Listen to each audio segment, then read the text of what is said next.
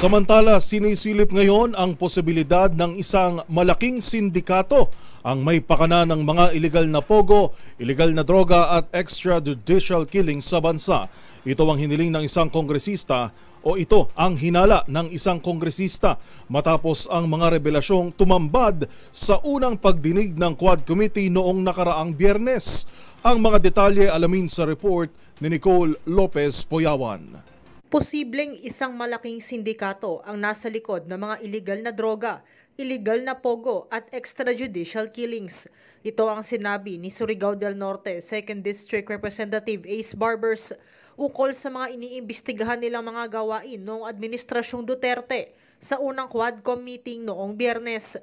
Ayon kay Barbers, maaaring gawa ito ng isang malaking criminal organization at magkakaugnay ang mga iligal na aktibidad.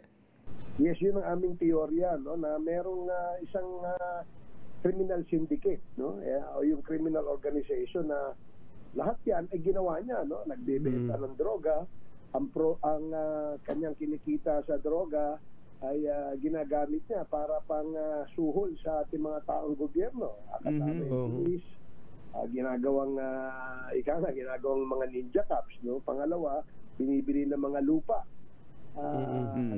Kumukuha ng mga peking dokumento, nagpapanggap na parang Pilipino sila. Inilahad din ni Barbers ang mga naging pahayag ni resigned Customs Intelligence Officer Jimmy Guban na tahasang itinuro ang mga Duterte na nasa likod ng pagpasok ng 6.8 million pesos na shabu shipment noon gamit ang magnetic lifters. Pero sabi ni Barbers, kailangan nilang araling mabuti ang mga pahayag ni Guban dahil nag-recant o binawi nito ang kanyang mga testimonya taong 2021 sa mga pagdinig ng Senado at Kongreso. Jerry, Anthony, hindi naman namin talaga pinaniniwalaan ng hook, line, and sinker, ika nga yung kanyang sinabi. No? Tinitimbang ng aming komite, kinukonsulta natin ang ating mga legal experts dyan sa Kongreso. Dahil nga, titingnan na, it has to be substantiated by evidence. No? Yung mga sinasabi. Dahil nagkaroon lamang siya ng pagkakataon na masabi niya ito during the hearing.